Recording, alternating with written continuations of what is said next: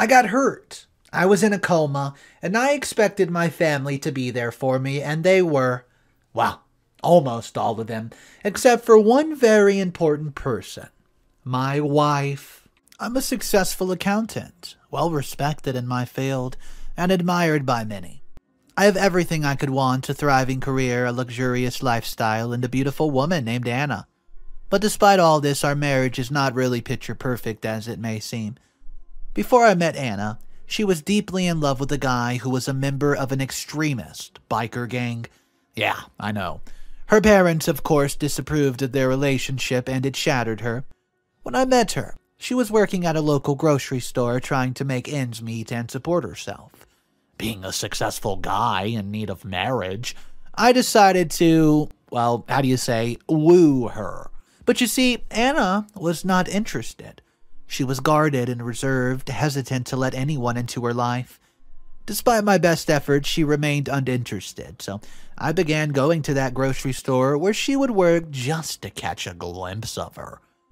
But even then, she would not give me the time of the day. I was at a loss for what to do until one day, I decided to follow her home. I know it wasn't the most ethical decision. I know, but I was desperate. Once I got to her address, I began sending her flowers, which I thought was her favorite kind, of course. Her parents were understandably weary of the gifts, assuming they were from one of the biker gang guys, who were still trying to mess around with their daughter. But oh boy, I was persistent.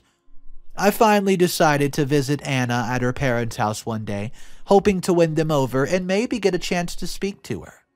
When I arrived, Anna wasn't there, so I revealed myself to be the one who had been sending gifts to their daughter, and to my surprise, they were absolutely pleased. They welcomed me warmly, happy to see their daughter receiving attention from a decent, respectable man.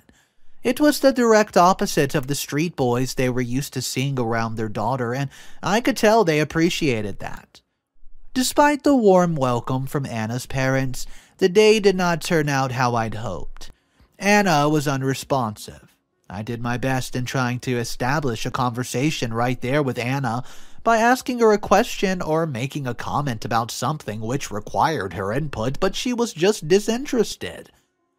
Her parents felt her attitude was probably because of their presence there, and so they decided to give us some space. I felt more comfortable when they left the both of us alone at the parlor, but the fact that they left did not change her disposition. I was doing the talking while she just stared at the window like I was talking trash. I felt like a fool, but it was not the worst which could have happened. She suddenly could not hide the fact that she did not want to be there anymore, and that was when she snapped. She rebuked me for being so shameless to the point I would trail a lady down to her house, and appeared uninvited. Anna stormed out of the parlor and locked herself up in her room, while her parents, who had heard her screaming at me, running out. I explained what happened and excused myself from the home. Before leaving, though, her parents apologized to me on her behalf, and I made up my mind that I was done with her. But I got a surprise. 2 days after I had made up my mind to quit chasing Anna, I got a call from Anna. She was apologetic about the whole episode that's taken place at her house. She claimed that she had recently split with her boyfriend of 5 years, and the whole thing was taking its toll on her. And that was the reason she had acted the way she did. She went as far as inviting me for lunch at her family house that weekend. So my anger died and my dead ego rose. I honored Anna's lunch invitation, and it was better off than the last time, though I suspect that her parents had a hand in it. They probably talked to her to give me a chance, and the lunch was at the beginning of our other dates. It did not take up to 3 months before we officially began dating. I had always had marriage in view right from the very start, so I wasted no time in proposing to her. She did accept my proposal after a few weeks, and she did not seem overly excited, though, about the proposal. It was clear it would get to the point where I would have to ask her to be my wife. Her parents were more excited at the prospect of Anna and I spending the rest of our lives together. We began making plans for the wedding immediately. I couldn't help but feel conflicted as I thought about my relationship with Anna.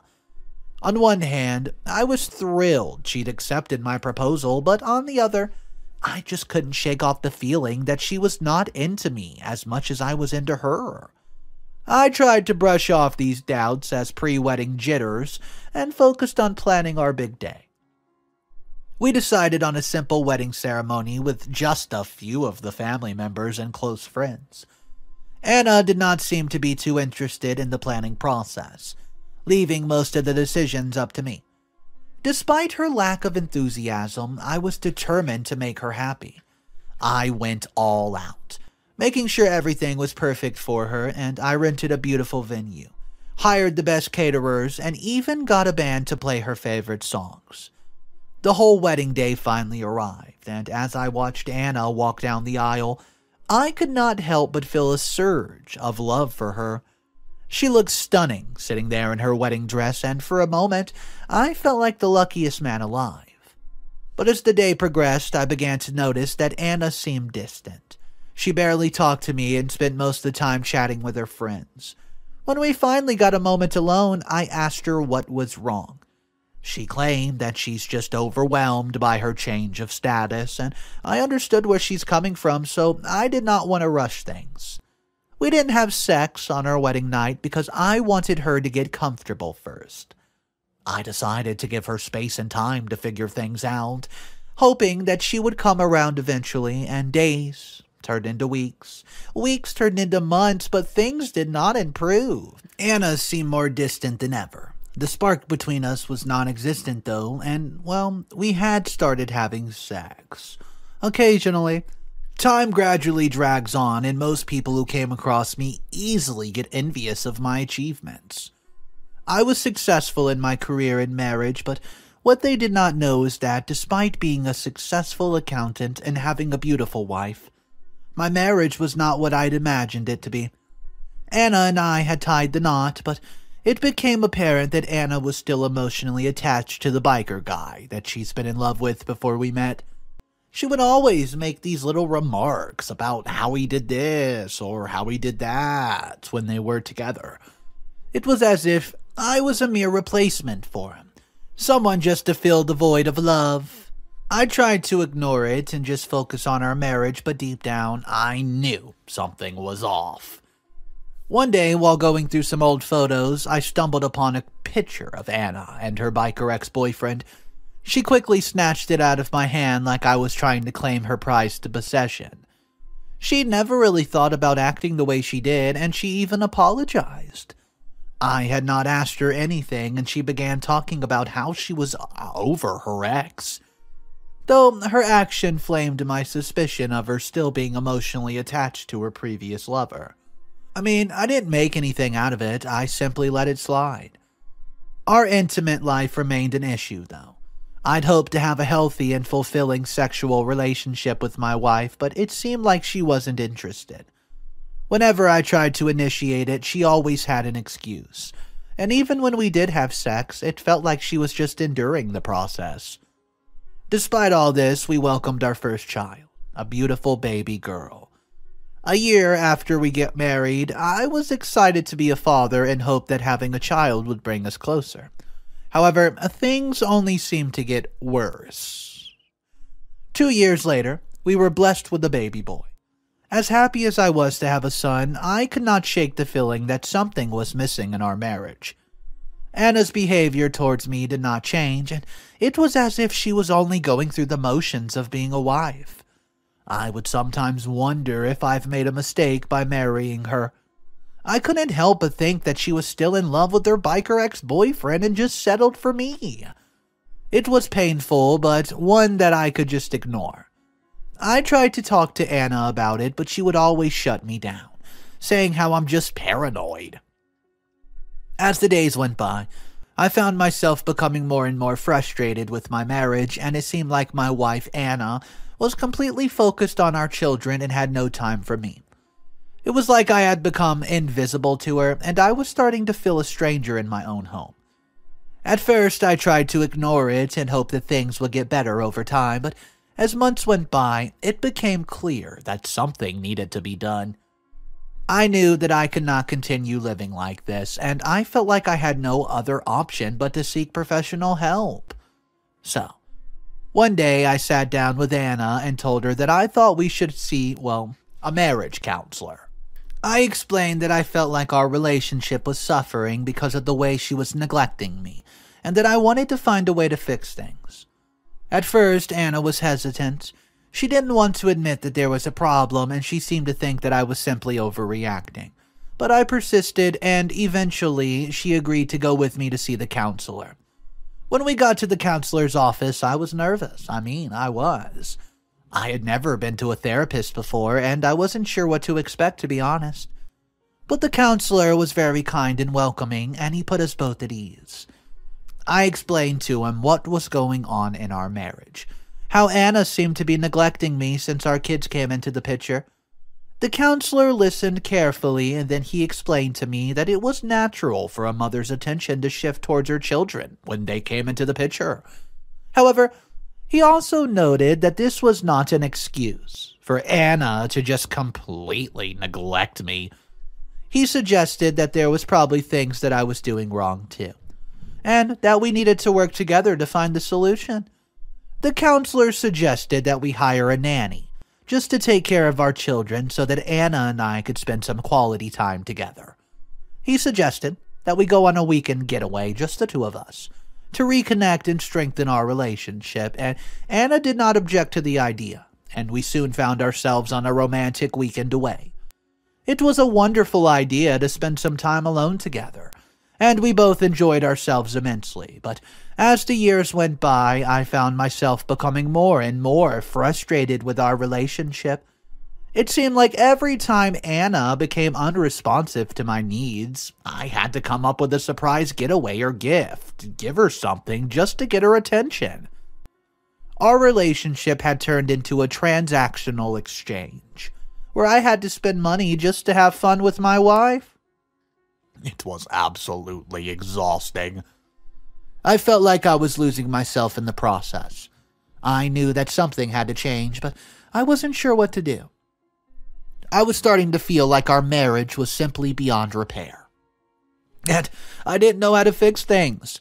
I was at a loss for what to do, and our kids were now 11 and 13 years old. And my wife's neglect had returned worse than ever before. No matter what I did, she seemed to be unresponsive to my needs. She wasn't willing to be pacified with any gift, and neither was she willing to go on a vacation. It was like my mere presence irritated her. I had made up my mind never to cheat on my wife or bring our families in the problem that we had, but I couldn't take this in time around. I needed help, and I needed it fast, so I decided to go and see her parents. I knew that it was a risky move, but I didn't know what else to do, and I hoped that they could help me talk to Anna and get her to see the reason. I told them what I've been going through ever since I got married to their daughter. I explained how her neglect had become worse with time and how it was just affecting our marriage. To my surprise, her parents were very understanding. They listened carefully to what I had to say, and, they even offered some advice on how to improve our marriage. They told me that they would talk to Anna and they would try to get her to see things from my perspective. A few days later, I received a call from Anna's parents. They told me that Anna was coming over to their house, and they wanted me to be there too. I was nervous, but I agreed to go. I'm currently at my in-laws' place, but my wife is not aware. She had informed me she was going to see them, but I didn't want to let her know that I was in on the whole thing. Anna was absolutely shocked when she walked into the house and found me there. Her parents began reprimanding her for her attitude, and could see the anger building up in her eyes. She warned them to stay out of our marriage, which they had coerced her into, and I couldn't believe what I was hearing. My wife had turned to me and insulted me for bringing our issues to her parents. She storms out of the house, leaving me alone with her parents, and I didn't know what to do. I felt like I've made a mistake by going to see them, and I was worried about what would happen next. I know our marriage is in trouble, but I don't know how to fix it. I'm about to drive home, and I can't help but think about the whole thing. I feel lost. I feel alone. And I don't know where to turn for help. So, guys, I love my wife. I really do. But I can't keep living like this. A change has to occur, but I don't know how it would have come about. I can't guess what my wife's reaction would be when I get home. Update number 1. Buckle your seatbelts. I woke up 2 weeks ago in a hospital after spending a week in a coma. As I slowly opened my eyes, I was immediately struck by the sharp pains coursing through my body. I tried to sit up, but my head throbbed with a dull ache. I couldn't muster the strength to move. Confusion, disorientation flooded me as I struggled to understand where I was, how I got here. I turned my head slightly and noticed the stark white walls of a hospital room surrounding me. I tried to remember how I got there, but my memory was hazy, and the last thing I recalled was driving home from my in-laws' house after a heated conversation about my marriage. I looked about the room, and my eyes settled on the medical equipment beside me. Tubes were attached to my arms, and wires were hooked up to machines that beeped, and would not stop. I was overcome by a sense of dread and panic as I struggled to make sense of what was happening. A nurse noticed my movement and came over to me, checking my vital signs and asking how I was feeling. I immediately asked her what had happened and how I ended up in the hospital. She explained that I was involved in a car accident while driving home from my in-laws' house. My mind raced as I tried to recall the events leading up to the accident. I remembered feeling distracted and upset about my marriage problems, but I couldn't remember anything else. So the nurse explains that I was rushed to the hospital by kind-hearted individuals who saw the accident and took it upon themselves to help. I asked the nurse about my wife and children, hoping that they came to visit. However, the nurse explained that only my in-laws have been checking up on me. My heart sank at the thought of my wife not being there for me when I needed her most. Well, as if on cue, my in-laws walk into the room, and I immediately asked them about my wife and children. They told me that they've seen Anna, my wife, only once since the accident when she came looking for the kids. They hadn't seen or heard from her since, and, well, they were too worried, and my mind was racing with all kinds of possibilities. Had something happened to my family? Why wasn't my wife there with me? The anxiety was overwhelming, and panic set in as I realized that I had no idea where my wife and children were. Had something terrible happened to them? I begged to leave the hospital, but the doctors insisted that I was too weak to leave. Well, my in-laws assured me that they'd already contacted the police and they were doing everything they could to find Anna and the kids. I felt completely helpless. Lying there in that hospital bed with no idea where my family was or what happened to them. All I could do was pray for their safety and hope that I would recover soon and I could join in the research. Well, the good is that the doctor finally informed me today that I was all right and would be discharged tomorrow. I look forward to getting out of this place and joining the search for my wife and kids. I'll update again. Hey guys, update 2. I was discharged from the hospital this morning. As I stepped out of the hospital, I felt a sense of relief that I'd finally been discharged. However, my mind was still racing with thoughts about my missing wife and children. The police have been searching for them ever since the accident, but to no avail. I couldn't imagine how they could have disappeared without a trace, and I took a deep breath and started making my way back home. I was hoping that maybe, just maybe, my family would be waiting there for me, but as I opened the door, my heart sank. The house, it was empty, and there was no sign of my wife or kids anywhere. I couldn't believe it. After all that's happened, I was back to square one. But then, as I turned to leave, I heard a sound. It was an oh-so-familiar sound, one that I've not heard in what felt like an eternity. It was the sound of my children's laughter. I followed the sound, and it led me to the basement, and there they were, my 2 beautiful children safe and sound. Well, I couldn't believe my eyes, as I was so happy to see them that I didn't even know what to say. They told me that their mother had remarried someone else and had wanted to take them away on a trip. That's when they decided to run away. Well, I believe the trip with their mother and her latest husband is one which they would not return. I believe she wanted to elope with him, and as I sat down with them to hear the story, I couldn't believe what my ears were hearing. My wife had remarried someone who I suspected to be her ex-boyfriend the very day that I've gotten into a coma. My heart broke as I listened to my poor kids. They've been through so much, and yet they're still so strong. I was impressed by their bravery and resilience in the face of such adversity. They were angry at what their mother has done, and I knew that I would have to do something to make things right. So I decided that my wife was not going to get away with what she's done. Bigamy was punishable under the law, and I knew that I had to report her to the police ASAP. Well, I couldn't let her deceive me and our children without any sort of consequences. It was a tough decision to make, but I knew it was the right one. As I dialed the police station's number, I could not help but feel a sense of relief. Reporting my wife would bring justice to what she's done, and it would also give my children the closure that they all need. As the police arrived at my doorstep, I informed them that my children were in my house, but they should keep on looking for my wife, as I would be suing her for bigamy. In the coming days, I would have to face my wife and confront her about what she's done. It wasn't going to be easy, but it was necessary. It was time to move on and start this new chapter inside our lives. One that did not involve lies and deceit.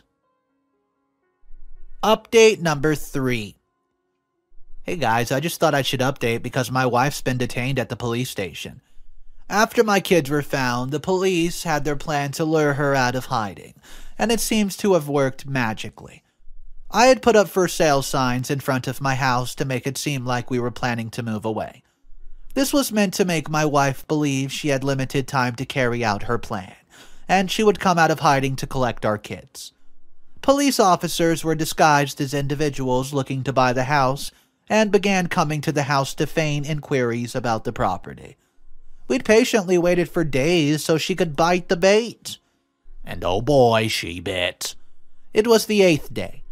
On that day, I left for work as usual and leaving the house empty. It wasn't long before my wife and her new partner showed up to collect the children who were just loitering about. I could only imagine the shock on their faces when they realized that they've been duped. The police had been waiting for them and quickly pounced on my wife and arrested her. Her new partner managed to escape somehow, but the police were confident they would be able to track him down eventually. Heck, I don't even know what crime he committed. The police quickly informed me that my treacherous wife had been arrested, and I made my way to the station from the office where I was anxiously waiting. As I drove to the police station, I couldn't help but feel a sense of sadness and straight-up betrayal. I'd loved my wife and had trusted her with my life, only to have her turn around and betray me in the worst way possible. But I also felt a sense of strength, determination. I was ready to face whatever came my way and fight for what was right. When I arrived at the police station, I was greeted by a team of detectives who were eager to hear my story. I mean, they were aware of the whole thing, but I was asked to make a fresh statement without leaving out any intricate details. This was because they would carry out further investigations, and any detail, no matter how minuscule, could prove useful. I retold them everything that's happened, from the accident that put me in a coma to the day I found my kids hiding in the basement. I also told them about my wife's marriage. The detectives listened intently, taking notes on their pad and asking questions. They assured me they would do everything in their power to ensure that my wife was brought to justice. It was a long and grueling process, but I knew I had to see it to the end. I left the police station after giving my statement, and they promised to keep me updated about their findings. I did not see my wife. I didn't want to. I could hurt her with my bare hands if I saw her, and so I decided against it. With my wife now in custody, I felt a sense of relief wash over me, but at the same time, I knew there was still a long trip ahead of us. My wife had committed a serious crime by marrying someone else while still being married to me. It was bigamy, and it was punishable under the law. I know I initially said I would sue her for bigamy, but I still need to take a few days to process everything that's happened. Whatever step I take, though, would bring about healing for my family. Update number 4, recovered update from the comment section. Hey guys, these past few days have been quite emotional for me, and I just need someone to talk to. I finally summoned the courage to visit my wife at the station. I just had to. As I sat across from my wife at the police station, I struggled to comprehend what I have just heard. After all the years we had spent together, the sacrifices I've made for her, she outrightly said she never loved me. I looked at her face, searching for any sign of remorse or regret behind those eyes, but all I saw was cold indifference. She was unapologetic about her reactions and seemed to have no remorse for the pain she had caused our family. I felt a wave of anger wash over me, followed by deep hurt and disappointment. How could someone who had been my partner for so long, the mother of my children, betray me like this? My mind raced with questions, but I found myself struggling to put them into words. Why? I finally managed the courage to say. Why would you do this to us? My wife looked at me with a detached expression and said, It was clear from the beginning that I never loved you. You're just too stupid to see it. The marriage between us was a result of the coercion of my parents and your creepiness to find out where I lived. And if you weren't so naive, then you would have ended it before it began. Well, her words felt like a punch to the gut.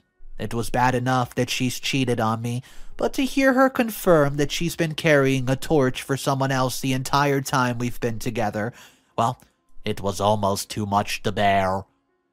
I felt a deep sense of shame wash over me. Why did she deny her feelings for her ex all these years? I felt I made a mistake by spending so many years trying to get her to fall in love with me. But as my wife continued to speak, I realized that this has nothing to do with me. This was about her desires. This was about her needs, and how she had chosen to act on them without any regard or the consequences. If she never loved me, she should have said so and not endured me. You don't blame a man for trying to woo a lady. That's what men should do.